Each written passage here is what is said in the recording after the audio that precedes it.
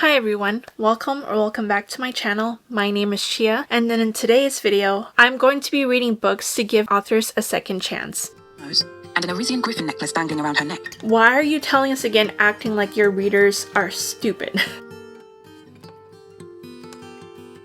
I'm already feeling care for these characters. Taylor Jenkins Reid didn't glamorize the life of an astronaut.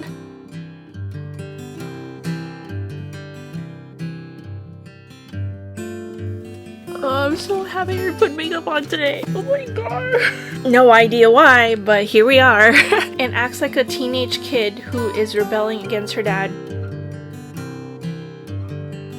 These authors, I read one of their popular books and I didn't really get along with it and I just felt like they weren't for me. This is my TBR for this week. I'm going to read Silvercloak by L.K. Stephen. L.K. Stephen is another pen name for Laura Stephen. She wrote Our Infinite Fates, and I don't know if you've seen my other like worst books of 2025 video or the reading vlog that I read that book in. I didn't really get along with it too well. I just thought like it was not for me and I just didn't like how it was executed, but I did love Laura Stevens' writing. And so I decided to pick up Silvercloak because I heard this fantasy is amazing. I heard nothing but amazing things. So we'll see if I get along with this. And the next book is Atmosphere by Taylor Jenkins Reid. The first book I ever read by Taylor Jenkins Reid was Seven Husbands of Evelyn Hugo. I talked about it heavily in my previous like unhaul video. I didn't like it. I just thought the character was not what I wanted from my character. But I know that I love Taylor Jenkins Reid's writing. And so I decided to pick Atmosphere because this is one of her most recent releases, and I'm interested to pick up her other works too, but since this one is like the newest release, I do want to read it, and it's about space. Like, I'm not too well versed in that subject, but I love watching movies about it and hearing about it. I don't know, it's just like crazy to read about how small our world is compared to the rest of the universe, and this one's, I feel like it's going to make me cry because I heard a lot of people cried at the end because of a certain ending. I'm not too sure if I'm gonna cry, but I'm going to see if I end up like falling in love with Taylor Jenkins Reid's like characters. There's nothing wrong with her writing. I love her writing. It's the characters are the ones that like kind of turn me off a bit. So we'll see how I get along with this. And then the last one that I hope to get to this week is To Bleed a Crystal Bloom by Sarah A. Parker. I did read When the Moon Hatched in the beginning of 2024, I think. It's one of the first videos I ever posted where I talked about her book in a wrap up, and I just didn't like it. I thought it was just way too long. I thought the filming character was infuriating, but I did love Sarah A. Parker's writing. I love the world that she fleshed out. I love the way she wrote about dragons and how new it is, and I wanted to give her other series a chance. This is called To Bleed a Crystal Bloom. I believe it's going to be a 5-book series. There's already 3 books out, and this one is the Waterstones exclusive edition. I think it's a Rapunzel retelling, but I heard that it's very like a toxic romance, and it's sort of like an age gap romance too, which is funny to say because a lot of these fae romantasy books are age gap romance since the guy is usually like 1,000 years old and the girl's barely 18 or whatever. But this one's like not in fae years. He's like 10 years older than her. He rescued her when she was a kid, when he was in his 20s. I'm not sure the story, so that's all I know so far, but I'm hoping that I like this one. This one is a very, very mixed like review. Some people love it, some people absolutely hate it. I feel like it's different enough for me that I feel like I would like it because it's not like a typical romance. It's more of like a dark fantasy romance with a toxic romantic like relationship. I do plan on rereading When the Moon Hatched later on when it's closer to the release of Ballad of Falling Dragons, because I do want to give it another chance. I hate this.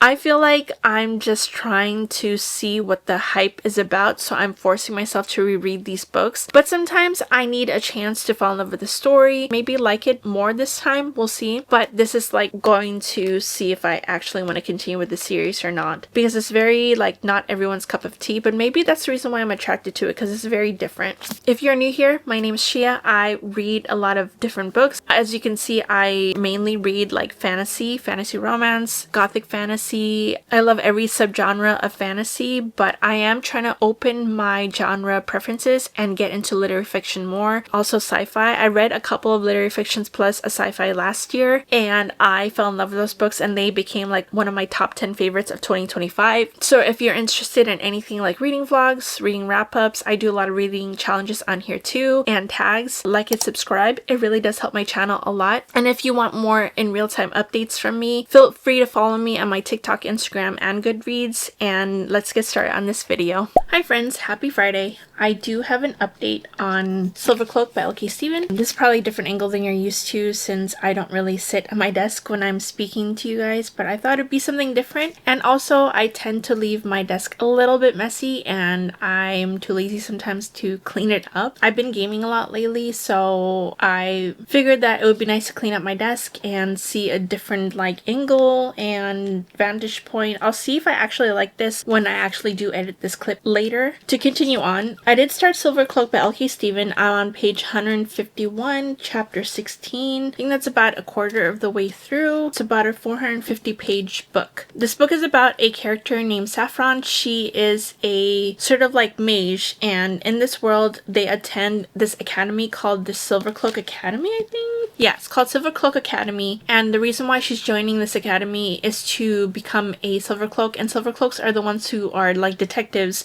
who go around this area and this town trying to regulate everything that's going on, like stop illegal activity from happening. And she is in a cohort where it's like 4 other people and they are literally on their last final. So they have to go through this trial where they have to work through and rescue these hostages and use the best of their abilities to rescue these mages. And her backstory is that she joined the Silvercloak because she has a revenge set against the Blood Moons, because she has a personal vendetta against them because of something that happens in the first chapter. I don't want to say what it happens because just in case you want to read it yourself, I don't want to spoil anything for you guys. And then she waits like maybe 20 years later down on the line. 20 years, is that the timeline? She goes on and she's about to graduate from this academy. It's just one last trial that is stopping them from graduating. So she goes through this trial, but she has sort of like a little secret. Unfortunately, some stuff happens. She has to make a deal where she has to go infiltrate into the Blood Moons as a recruit, basically, in order to break them down from the inside out. And in order to infiltrate into this Blood Moon Academy, she sort of has to like get a brand. And that brand will basically stop her from snitching on the organization and like also prove her loyalty to them because they know that it's like a foolproof situation. And then so she gets infiltrated into it, and now she's like interacting with the Kingpin's son. And right now that's all I'm really getting. Like, I'm seeing her character and like she's very hurt from the things that have happened in her past that causes her to join the Silvercloak Academy. And so she's trying to deal with it and also making friends along the way. Right now I feel like there's like a lot of surface level stuff going on between her and her friends. I'm not sure if I like the name Saffron. All I keep thinking about is the flower. Is it an herb or a flower? The expensive little things where you put into like saffron rice or anything like that. I don't know how to feel about this yet. I am liking the complex magic system. What is based on is pleasure is what fills up your magic reserves, and pain is what strengthens the potency of the magic that you use. And also they use wand based magic. They have to memorize like spells names, and also like a little bit more sciencey because there's this part where they're trying to like make a hot cocoa or something, and Saffron basically narrates that they can't really do that unless it's equal to what they're trying to produce. So they can't just make something out of thin air, or if they're trying to transform something, they can't just change it up unless it has an equal matter to what they're transforming it to. So that's like, it's a little bit more like a sciencey kind of thing with the mage magic. And so I am liking it so far. I love the world. I'm loving like the little plot thing that we're getting, because while we're in the Blood Moon organization, we're getting very like mafia vibes. We meet Levon, who is the son of the Kingpin. He's like very broody. He doesn't have any expressions on his face. And I want to see if like it's going to be a typical trope where he is like hiding something, or like a good guy inside, but like, you know, a typical bad guy on the outside and he's only a good guy with her. I don't know if I'm liking her. Granted, I'm only 150 pages in, and also we've been spending a lot of like the last 150 pages world building, which is very typical for fantasy books, especially with such a complex magic system and complex like world. I'm getting gripped with the story. I love the story, and like it doesn't feel very info dumpy. It feels very very natural on how we're encountering things as we go explore the world, which I'm really liking. I'm glad it's not like, oh,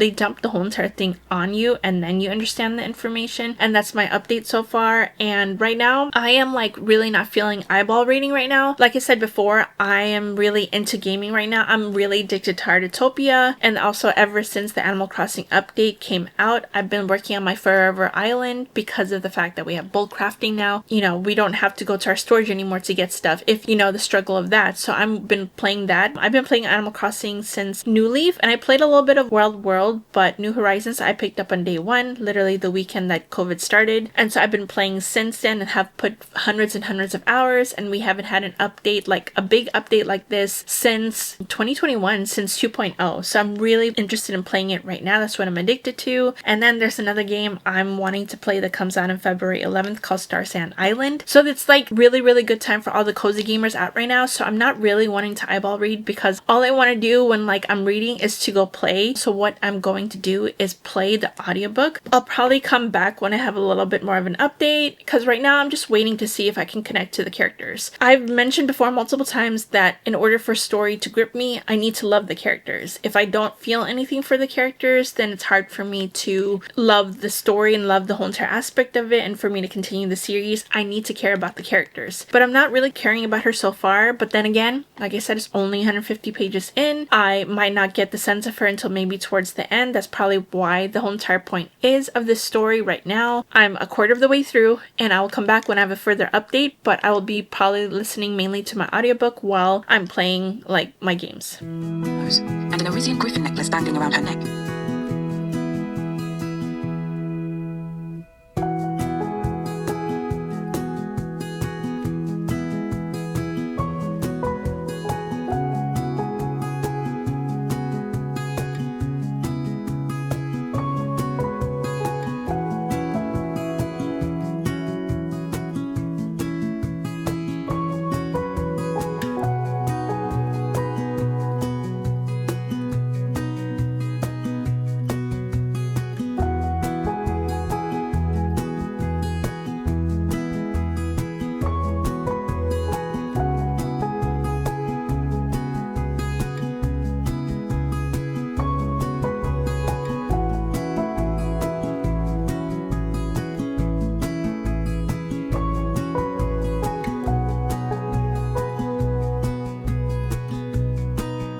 Hello friends, I am back with an update for you guys, and I did end up finishing Silvercloak by L.K. Stephen. I have a lot of thoughts. So based on my last update, I was enjoying it a lot. I was enjoying the world. I love how unique the magic system is, how it's based on pain and pleasure, and different types of pain and different types of pleasure has functions. Like pleasure is refilling their well, whereas pain is the one that not only refills it but also strengthens the efficiency of it or the strength of it. So we have a lot of experiments of those. And based on the last time I talked to you guys about it, I basically was almost halfway through, maybe like 30 to 40% into it. And so we were getting somewhere. And then it got to the point where she was in the Blood Moons and she infiltrated the Blood Moons for a while. She's trying to get their secret. She's playing like double agent. And so we get to that part and it just starts going downhill from there. I just felt like my hand was being held this whole entire time. I was being led to something that was being told to us rather than being shown to us. When she started flirting with the male main character, I don't know, it wasn't necessarily like bad, it's just it was lacking the depth that I wanted it to. And so the thing is, like I said, it felt like we were being led. We were being told what was happening. We were being told these characters' feelings and how they felt about other people, and also especially her relationship with her friends from her cohorts. The whole entire time when we were in her head, she was speaking about how she wanted to do all of this for the greater good, how she was doing this for the greater good, how she wanted to fight for the side of good, which were the Silvercloaks, and her friends are her found family, and how she cared about them a lot. Yet we don't really see their connections. Yes, they went to school together. Yes, they were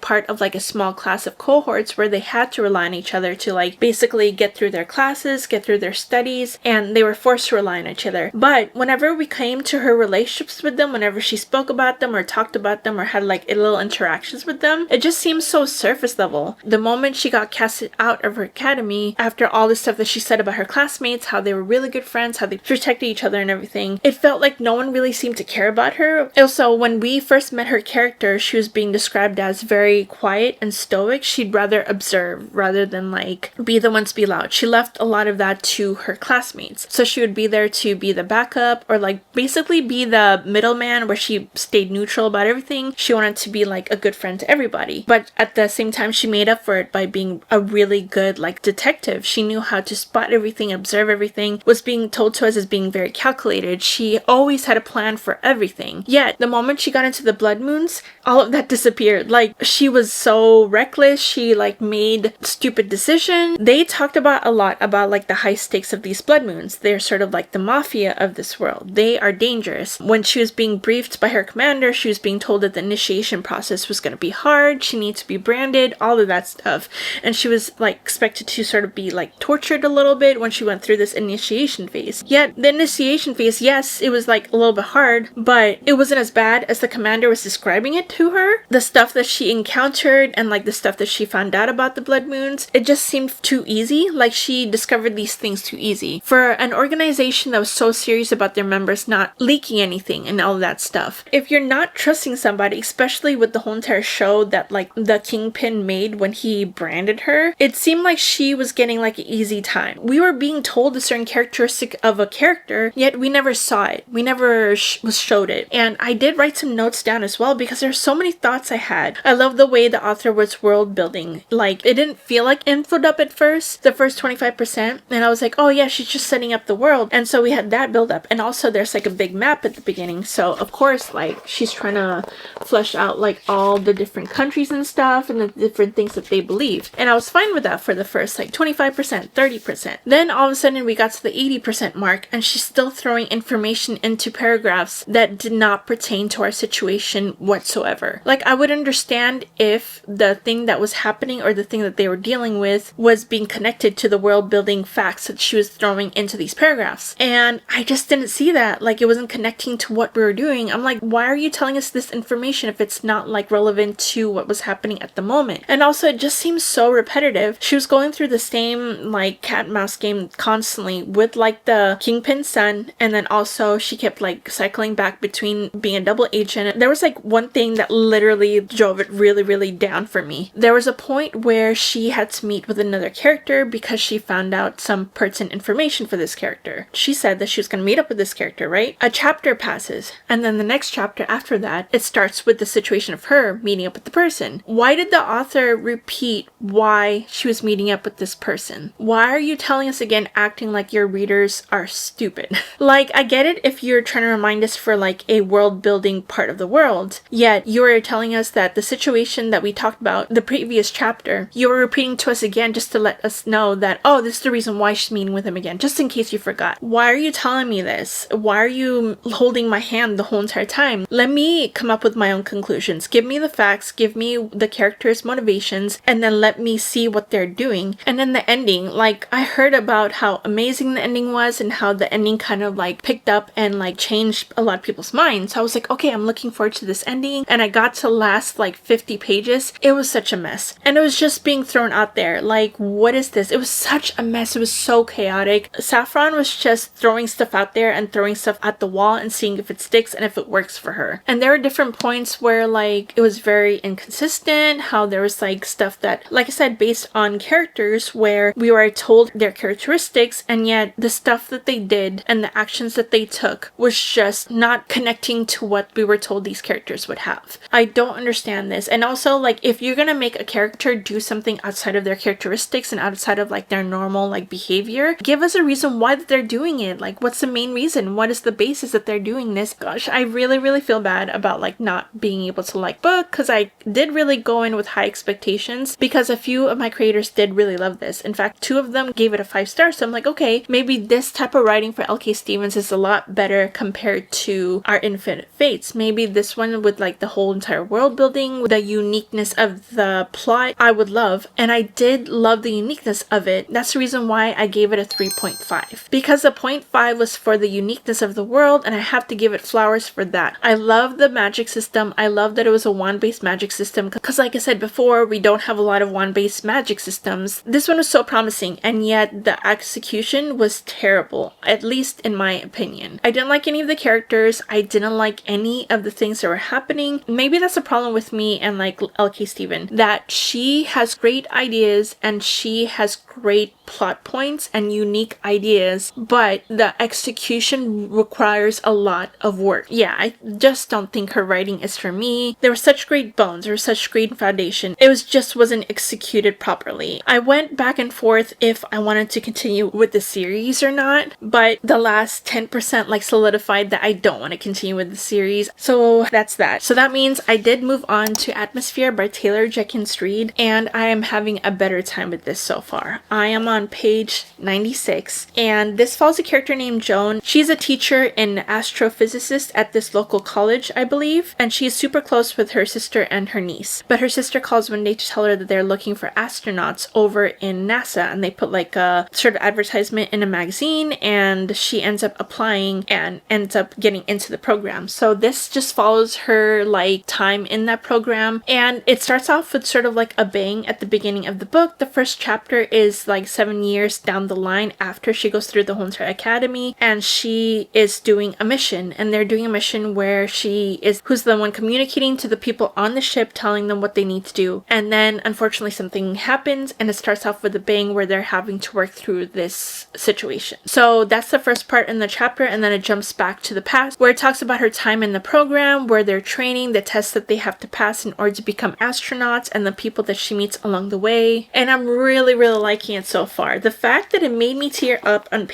what page was that? On page 72, I started feeling tears in my eyes because of the situation that's happening. And I'm really liking the characters we're meeting so far. I'm already feeling care for these characters. I'm already feeling the tingles of a 5-star, but we shall see. I'm not like completely saying that yet, because I felt the same way about the 7 Husbands of Evelyn Hugo. I felt the 5-star tingles too, and then it starts slowly going downhill because of the characters. So we'll see about that. And I'm liking the whole entire aspect of like it being set in the 80s, where she is probably the second class of females who are invited to become astronauts at NASA. I am determined to finish this today. It's not that long. It's 332 pages. I almost wanted to binge it last night, but I had to go to sleep. So let's see if I can do that, and like I will keep you updated. I have about 75 pages left. Let's finish this together. I really hope it's not going to break my heart, but I already have a feeling that it's going to.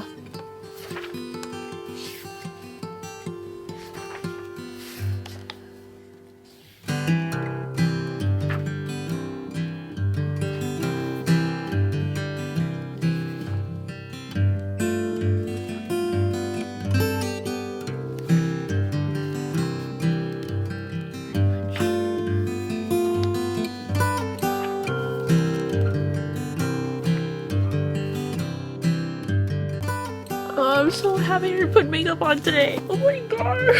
Okay, so I did end up finishing Atmosphere by Taylor Jenkins Reid. You saw me crash out because of the ending. Of course I had to give this a 5 stars. Like, the fact that I really loved this and also understood every single character in this book and the themes that it explored about friendship, about, you know, finding love outside of your family, and also sometimes you need a found family in order to find yourself. I like that Taylor Jenkins Reid didn't glamorize the life of an astronaut, where it's actual people who are living out their dreams and worked hard for it and got met with a lot of oppositions because the POV is told from like a female point of view. In fact, she's one of the second classes that has females training to be astronauts, and so it was a groundbreaking time because a lot of women were not allowed to be astronauts. She's breaking the mold career-wise, but also society-wise as well. She has sort of like a tumultuous relationship with her sister. She is the older sister. She is the typical elder sister where she's always been taking care of her younger sister. Literally, she's been her second mom. And so because of that, her sister has always relied on her for everything, especially when she's had a kid. Not only Joan has to be around for her sister, but also her kid, and becoming sort of like the second parent. And after that point where she has to take up a mantle of trying to give as much love as she possibly can to her niece, because that's one of her most important relationships, while at the same time trying to follow her dream of becoming an astronaut. And so she has to deal with all of these things and also being met with a lot of like sexist comments from her male cohorts who are not necessarily like used to having a female running around as an astronaut and thinking that they cannot like handle the stress of being an astronaut. But then it also shows like why she wants to be an astronaut also, how she's always loved looking at the sky and look at the stars, wondering how they were made. I absolutely loved it. The ending was like a cinematic ending and I cried and also had so many emotions because there was so much going on. So I don't know if I explained it, but it's told from two different timelines. The first timeline is in the past where like Joan basically becomes an astronaut applying for it. She's originally a professor and this is set 7 years prior to our present events. In the present event, we are told from another perspective of Vanessa. She is on the actual like spaceship and they are trying to do a mission and unfortunately stuff starts going wrong and then it just goes on from there. And there's sort of like a tone shift multiple times in this book because we're met with a lot of heart pounding stuff in the present day where they're dealing with this like problem while they're also going back where she's like meeting her friends, meeting her coworkers, meeting the people that she's in these classes with, and also she is surrounded by other females who are dealing with the whole entire aspect of being a female in NASA like differently. One of them conforms and decides to like laugh at sexist jokes rather than like make a fuss about it, and Joan doesn't know where she lies because she doesn't feel like she should be laughing at these jokes, you know, but she is not used to really standing up for herself. She's always been quiet and meek but brilliant at the same time. She's learned how to do pretty much everything. She's not only like pretty much an expert in astronomy and she can pinpoint exactly what star we're looking at in the sky, she can also draw and also she can play the piano. So she's multifaceted because she's always wanted to learn, and then she also is sort of like a genius and she's pretty much accomplished everything in her life. But then on the flip side, she's having to deal with a broken family and also trying to deal with making sure that her niece is felt loved. And so it's just like so many themes wrapped up into one book. And then also every single time we're in the chapter of like different timelines, when we're in Joan's perspective, when we're in Vanessa's perspective, we are meeting all the other characters and seeing how they are perceived from different point of views, and also how we each get to know them individually and know how in-depth this like found family is. Like I said, I didn't try to glamorize like going after your dream. You're gonna always find like opposition everywhere, especially during the times when like women were trying to break through roles that were like mainly meant for men, and she was breaking through it and while at the same time trying to deal with like society expectations. And also her sister used to like constantly tell her that she doesn't understand a lot of things that her sister's going through because she's never had somebody she fell in love with. She's never had any like inkling to want to get married or have kids or anything like that. But just because she doesn't have that dream and just because that dream is not the same, it doesn't mean it's not as important. And during this time, that was like a huge thing. So I really loved this book, and I loved it so much that I think definitely for sure that Taylor Jenkins Reid has been redeemed in my eyes. I always knew she would be. I always knew that like Seven Husbands of Evelyn Hugo, I don't think I liked the character as much, but this one, oh my gosh, it was definitely 5 stars. First 5-star of 2026. And thank goodness I read this when I did, because I was losing hope about getting a 5 stars at the beginning of the year. I thought it was going to take a little bit longer. That being said,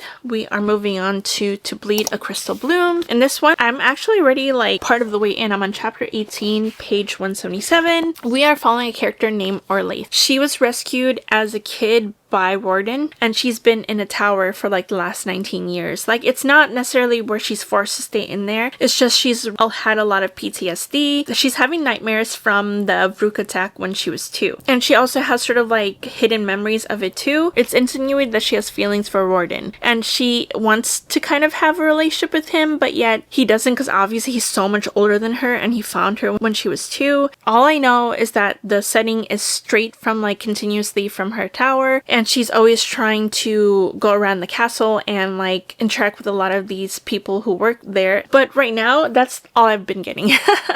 Like, I want more world building in all honesty, and also I'm just getting like a little bit icky feelings from Warden and her, especially since she has a crush on him. I knew going into this book that a lot of people said that it's not for everybody, and I knew the premise of it, but I was trying to think about like giving Sarah A. Parker a different chance. I'm still not knowing how how I feel about it, because there's also a weird part where she basically pricks herself. She pours the drop of blood into a goblet of water and she gives it into this like sort of secret hidden compartment thing where the door closes, and then at nighttime, every single night, Warden comes upstairs to her tower, opens that door in the hallway, and takes that goblet and drinks it. No idea why, but here we are.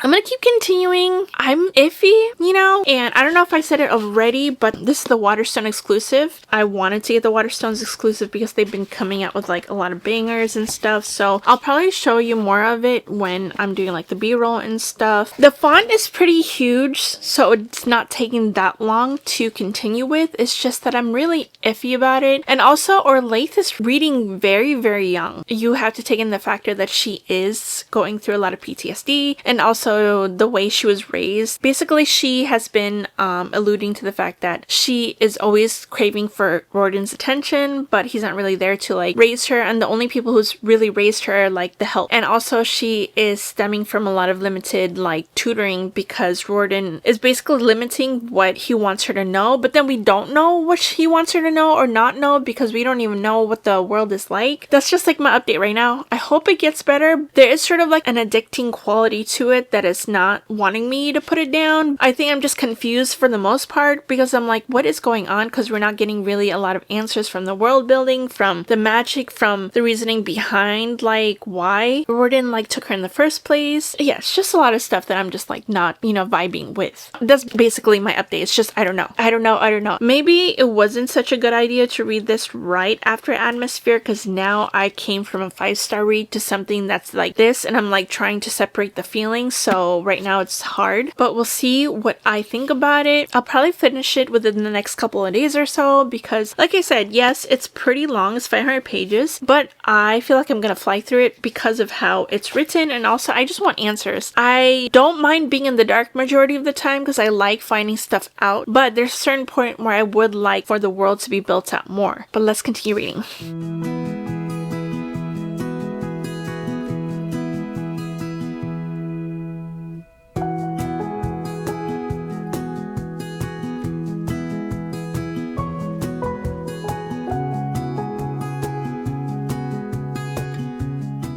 Okay, so I'm currently on page 328, chapter 33. I'm so confused by this book. I'm liking the writing. It's not as flowery writing as When the Moon Hatched. This is literally her first series, and let me see when it got published. Originally published in 2021, and When the Moon Hatched got published in 2023, I think. And so this is her first series. Orlaith just reads so young. It's supposed to be an adult book, but she acts like she's 12. There are a few scenes where one time she is going to dinner with like some of the characters, including the main character. He has this purpose of introducing her back into society. I guess there's somebody who he's kind of interested in or is interested in him, and they are interested in like being together or whatever. And when she goes to this dinner and acts like a teenage kid who is rebelling against her dad because her dad is wanting to get a stepmom for her. It acts like that. It's like he's tempering the temperament of a child. That's what it happens all the time. And there's a constant back and forth between them, and then I'm getting confused by the world. I'm not too sure what's happening in the world, in all honesty. We get like little glimpses here and there of what's happening with the world. We get little world building here and there. The dynamic between them is very toxic. It's literally push and pull, and he's always kind of leading her on. There's certain points where she's like, that's all she could think about, the stuff that he does, and then he tells her that, oh, well, you read too much into it. We didn't do anything. And I'm like,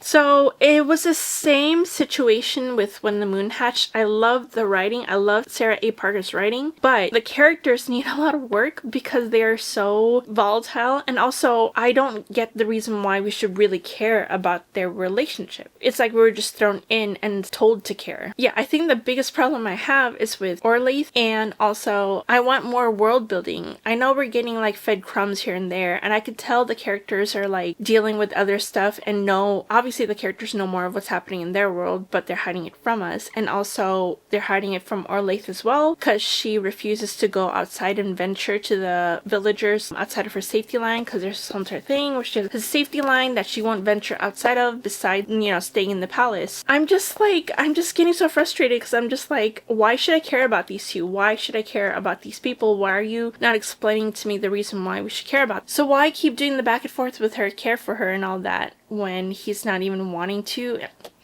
It's so many questions I have that it's not getting answered, and I'm nearly, I'm 64% of the way through. But I'm hoping to get this finished today. It has to give me more. That's all I'm asking for.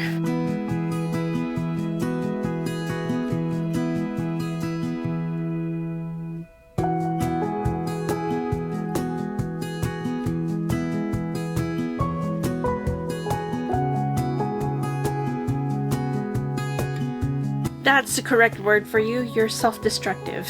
For sure. No sense of self-preservation at all.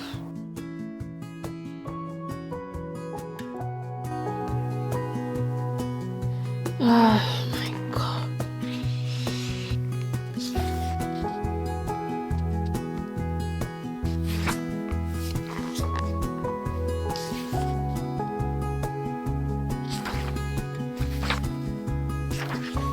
She is so dramatic. I'm literally at the last 20 pages. If these two don't ever end up with each other, I honestly don't care.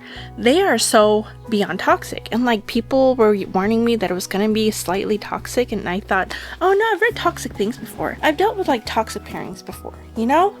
No, they are so infuriating. It's frustrating. It's frustrating.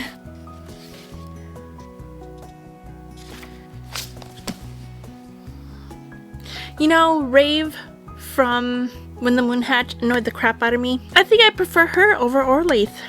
Oh my gosh. Alright friends, let's talk about Bleed a Crystal Bloom. I finished it last night. Yeah, I did not have a good time with this. I was having a good time. The first couple hundred pages, and then it started getting more confusing because it was starting to get really repetitive, and you just see Orlaith slowly start showing more and more of her immaturity of how she handled certain situations. But then at the same time you understand why she was handling it that way, because she seemed to not have been raised with that sense on how to handle herself and her emotions, and she seemed to be stunted. So I gave her that benefit of a doubt. Then it came to that scene where there's heat. Yes friends, there's heat in this book, and if you saw my bride and maid vlog, you know how much I cringe at heat.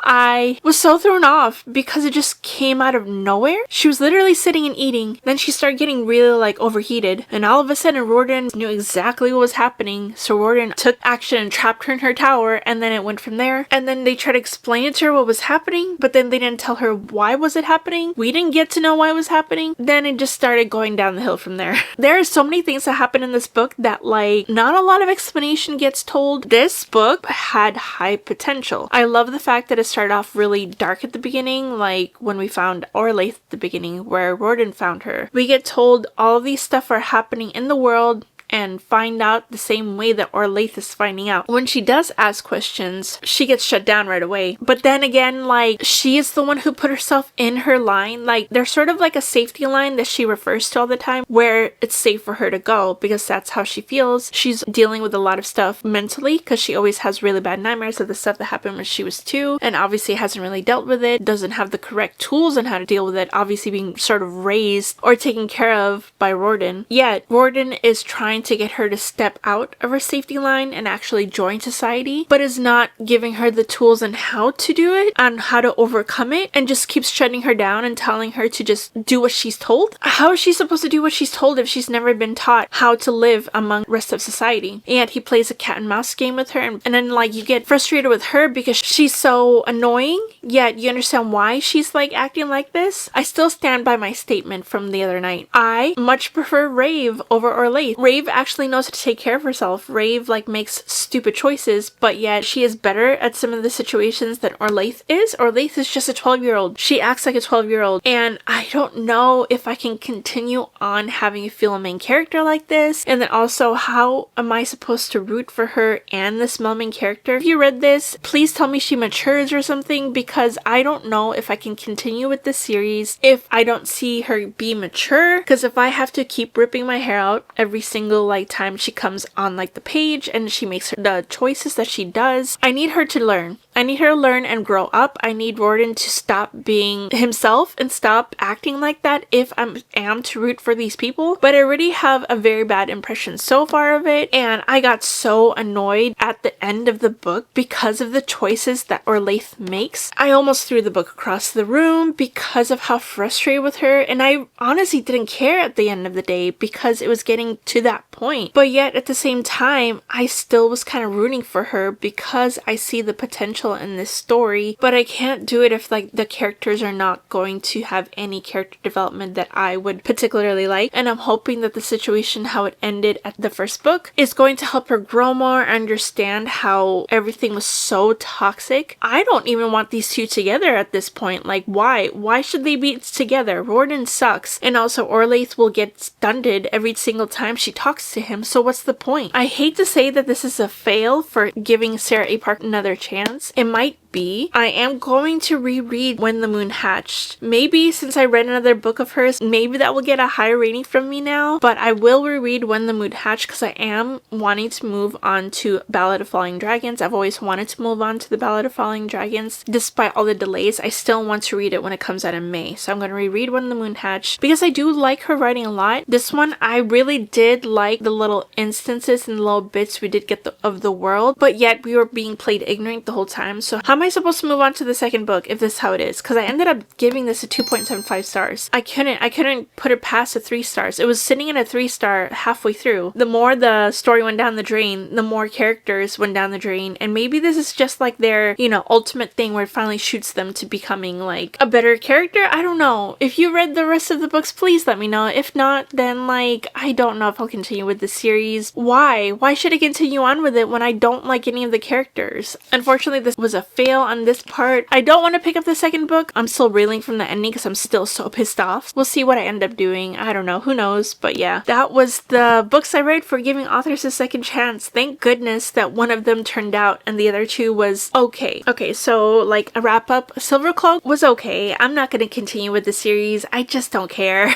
I really don't care. Saffron really irritated me. I didn't understand the story, and so yeah, I'm keeping that at 3.5. I'm not going to read any more of L.K. Stevens' work or Laura Steven, whatever pen name she decides to write into next. Yeah, I think she's just not an author for me, so at least we established that. I was hoping to give her another chance. Atmosphere was my favorite, 5 stars. I at least got a 5 stars from this book, thank God. I can't wait to pick up more of Taylor Jenkins Reid's books. Like the number one that I want to read next is Daisy Jones and the Six, and also Carrie Soto's Back, and I forget what else. This, do I recommend it?